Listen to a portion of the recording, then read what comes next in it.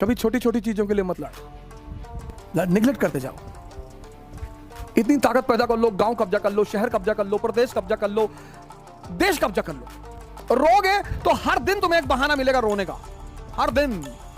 बस आदत डालनी है, चाहे रोने की डाल लो, चाहे हंसने की डाल लो। बहुत सारे लोग इस दुनिया में दुर्योधन सिंड्रोम से परेशान हैं। हमसे कुछ लोग कहते हैं भैया भैया आप टॉप मॉडल की फॉर्च्यूनर हो, लेकिन मैंने कहा जिंदगी है सर खेल, यहां कुछ भी दुख मनाने जैसा नहीं है। हार तो तब है सर जब हम पैदा हुए थे मर्सिडीज लेके और मरे बिना मर्सिडीज के, लेकिन जब हम नंगे पैदा हुए और नंगे ही मरेंगे। सर ये जो खेल लाइफ है ना, ये जो जर्नी है, ये बर्थ और डेथ, ये जो जर्नी है ना सर, बर्थ और डेथ वाली, ये एक यात्रा है सर। आदमी यहां भी नंगा, आदमी यहां भी नंगा। जब दोनों जगह नंगा है तो अब इसको जीने के दो तरीके हैं। एक रो रो के जियो, रोज रो रोज। ये जो 95% आम आदमी है सर, ये वही है सर, रो रहे हैं। सर जिनके पास मारुति स्विफ्ट है ना, वो फॉर्च्यूनर के लिए रो रहे हैं। जिनके पास 3 BHK का मकान है, वो विला के लिए रो रहे हैं। पागल। हमारे एक मित्र हैं, अब तो रहे नहीं, श्री एस के ओझा जी, हमारे संघर्ष के बहुत बड़े साथी थे वो। उनका एक कमरा था सर 6x6 का। हम उस 6x6 के कमरे में 3 लोग सोते थे सर। हमारे पास इतना पैसा नहीं था कि हम रूम रेंट पे ले लें मुखर्जी नगर में सर। मेरी 8 बजे सुबह क्लास होती थी, और अब शुरुआत में तो आपके पास इतना पैसा होगा नहीं, घर से कोई बैकिंग थी नहीं, माता जी ने घर से भगा दिया था। सिर्फ मेरे एक बचपन के मित्र हैं जिनका नाम मैं किसी दिन बहुत फुर्सत से लूंगा, पंकज पांडे जी, उन्होंने बीच बीच में बहुत आर्थिक सहायता की सर। लेकिन आप हर महीने खाने का पैसा, कपड़े का पैसा थोड़ी मांगेंगे सर। 8 बजे से लेकर 2 बजे तक होटल में, 4 बजे ऑटो से कमरे पहुंचते थे, सुबह 8 बजे क्लास होती थी सर। ये जो यात्रा है सर, अब तुम्हें डिसाइड करना है कि हंसोगे कृष्ण की तरह। इस आदमी का जीवन देखो सर, जन्म से मृत्यु तक चुनौतियां, पर आप इस आदमी को कहीं रोता हुआ नहीं पाओगे सर। यही इस आदमी की खासियत है। और दूसरी तरफ अगर आप देखो दुर्योधन, इसको बोलते हैं दुर्योधन सिंड्रोम। बहुत सारे लोग इस दुनिया में दुर्योधन सिंड्रोम से परेशान। हमसे कुछ लोग कहते हैं भैया भैया आप टॉप मॉडल की फॉर्च्यूनर ले ली। आए ले ले, क्यों ले ले?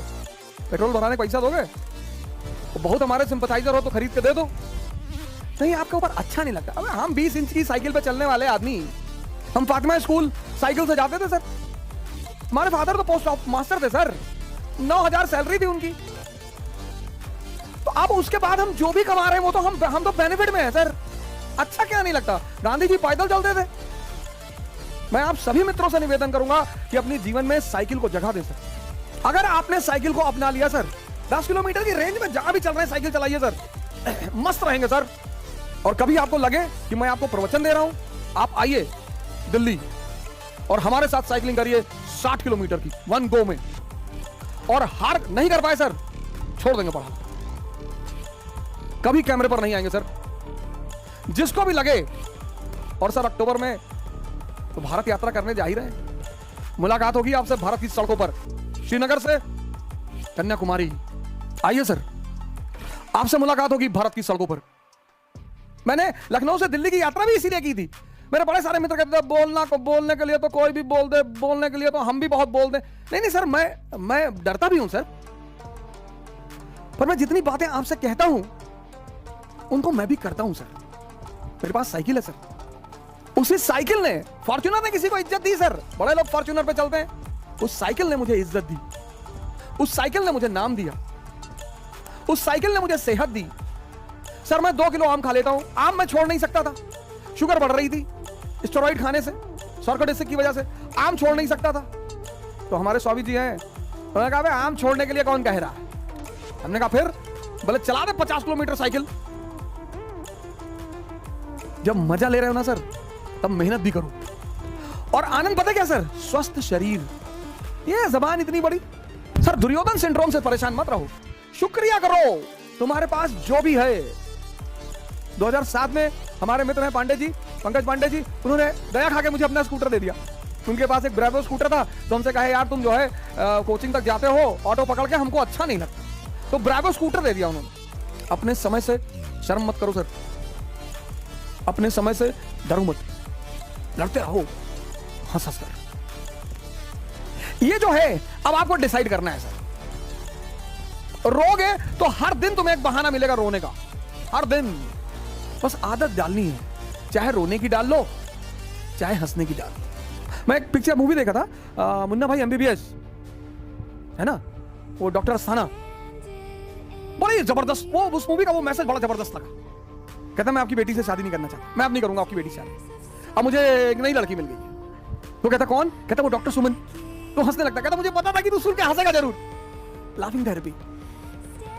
कभी कभी मूवियां अरबों अरबों रुपए का मैसेज दे जाती है, हम गौर नहीं करते। समझदार लोग अर्थ के लिए लड़ते हैं, मूर्ख लोग बर्थ के लिए लड़ते हैं। ये हमारा स्कूटर है, ये हमारी जमीन, एक बिस्सा जमीन है, एक बिस्सा ये हमारी जमीन, ले जाओ एक बिस्सा। जिस दिन मौका लगेगा तुम्हारा पूरा घर ही कब्जा कर लेगा। कभी छोटी छोटी चीजों के लिए मत लड़ो, निगलेक्ट करते जाओ। इतनी ताकत पैदा कर लो, गांव कब्जा कर लो, शहर कब्जा कर लो, प्रदेश कब्जा कर लो, देश कब्जा कर लो, और ना कब्जा कर पाओ हरिद्वार चले जाओ। जब कमजोर हो तो भजन करो, सुमरन करो, ताकत बढ़ाओ। रो मत, रो मत। ये फिलिस्तीनी, ईरानी, इराकी, अफगानिस्तानी, पाकिस्तानी रो रहे हैं, हमको यहूदी मार रहे हैं। हमें तो क्यों मार रहे हैं, कभी पता करने की कोशिश किए हो? तुम कमजोर हो। नहीं नहीं नहीं, हम कमजोर नहीं भैया, हम मुसलमान हैं। मुसलमान हो, तुम कमजोर हो। जो भी कमजोर होगा ताकतवर उसको मारेगा। हम नहीं मार खाए। 18-19वीं शताब्दी में खूब पीटा अंग्रेजों ने, ईस्ट इंडिया कंपनी ने पटक पटक के मारा, पंडितों को मारा, ठाकुरों को मारा, भूमिहारों को मारा, मुसलमानों को मारा, किसको नहीं मारा उन्होंने। जब मैं आज देखता हूं ब्राह्मण सेना, करणी सेना, फलानी सेना, तो मैं सोचता हूं यार तुम कहां थे वो जब अंग्रेज थे, तो तुम कहां थे? बहुत मारा, पटक पटक सबको मारा उन्होंने, बगल में बैठने नहीं देते थे। इस देश के उच्च वर्ग को नीच होने का एहसास हुआ अंग्रेजी शासन में। पर सर झटके तो चलते रहेंगे सर, हार जीत तो चलती रहेगी सर, उसका जिंदगी से कुछ भी लेना देना नहीं है। तुम सिर्फ हारते ही रहोगे ना तो भी महानता की श्रेणी में आ जाओगे। कि बंदा लड़ता रहा अंत तक। महमूद खलजी मालवा का एक रूलर था, डालिएगा विकिपीडिया पे, महमूद खलजी मालवा का शासक था। वो जिंदगी भर लड़ता रहा। कहते हैं उसका जो निवास स्थान था वो युद्ध का मैदान था, कभी गुजरात कभी राजस्थान, हमेशा तलवार लिए खड़ा रहे। आओ आज आप डालिए क्लास के बाद महमूद खलजी मालवा, हमेशा सर वो तलवार म्यान में रखा ही नहीं बंदा, कभी लड़ता ही रहा। उसको भी हिस्ट्री में लोग जानते हैं। रणजीत सिंह नहीं लड़े ईस्ट इंडिया कंपनी से, पंजाब के शासक थे Ranjit Singh, second largest army in Asia. आलू छीलने के लिए आर्मी बनाए हो? सेकंड लार्जेस्ट आर्मी, फौजे खास टॉप रखे हैं। अपनी बिटिया की शादी में लगाओगे? ये सब क्यों बनाए थे? फौजे खास, लड़ना चाहिए था ना। जब सेकंड लार्जेस्ट आर्मी थी तो एक टेस्ट अंग्रेजों से कर लेते। नहीं लड़ा अंग्रेजों से बंदा, हालांकि महान आदमी है, ग्रेट रूलर है 18वीं शताब्दी का, लेकिन उसकी गलती है कि ये बहुत बड़ी है कि उसने अंग्रेजों से लड़ाई नहीं लड़ी। लड़ना चाहिए। अंग्रेजों ने कहा सिर्फ सतलज के इस पार नहीं आओगे, मगर नहीं आएंगे भैया, लड़ना चाहिए था। वही अंग्रेज, वही सेना उसकी जानी दुश्मन बन गई उसके मरने के बाद। जिंदगी में दो काम करो, एक युद्ध एक प्रेम। जिंदगी में दो ही चीज देखो। लोग कहते हैं जो प्रेमी हो जाते हैं वो युद्ध नहीं कर पाते, बेवकूफ प्रेमी। खूब युद्ध करो। कोई आ रहा है, कोई जा रहा है, कोई छोड़ रहा है। आजकल तो मैं युवाओं को देखता हूं बड़े डिप्रेस हो जाते हैं, सर हमारी गर्लफ्रेंड हमसे बात नहीं करी, दूसरी बना ले। अरे तो कैसी बातें कर रहे हो, कैसी बातें कर रहे हो?